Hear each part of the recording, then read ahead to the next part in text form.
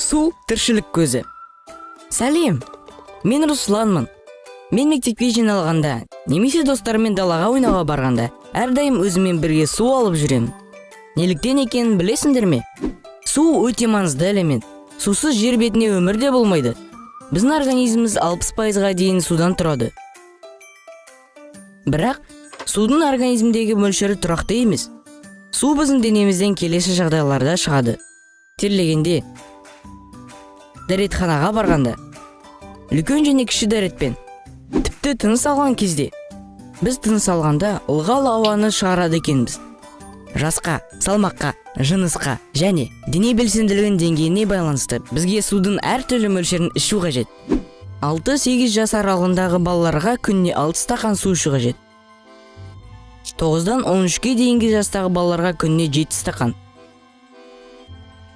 Ал 14-тен 18 жастағы жасөспірімдерге күніне 8 стақан су ішу қажет. Несептің түсіне қарап, суды қаншалықты жеткілікті мөлшерде ішетінімізді білуге болады. Егер несеп ақшыл сары түсті болса, суды жеткілікті ішуді білдіреді. Ал егер несеп қоңыр сары түсті болса, сусыздануды білдіреді. Демек, шұғыл түрде ішетін судың мөлшерін арттыру қажет. Организмге су жетіспегенде сусыздану орын алады. Оның көріністері келесідей. Шөлдеу пайда болады. Бас айналуы, бас ауруы, немесе шаршау болуы мүмкін. Ауыз құрғайды. Ерін мен дене терісі құрғайды. Несеп қоңыр түсті болады. Егер осы белгілерінің бірі байқалса, міндетті түрде су ішу қажет. Суды күні бойы аздап жұтып ішу қажет. Әсіресе, қатты терлеген кезде су ішу маңызды. Біз келесі жағдайларда терлейміз.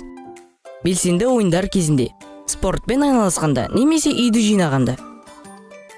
Далада немесе бөлмеде ыстық болғанда, ауырған кезде. Естерінде болсын, ыдыстағы суды күнде ауыстыру қажет. Және суды ауыстырған кезде, әрдайым ыдысты таза сумен шаю қажет. Менің әрдайым өзімен бірге су алып жүруімнің себебі енді түсінікті болар. Суды көп ішу қажет. Сонда денсаулық мықты болады.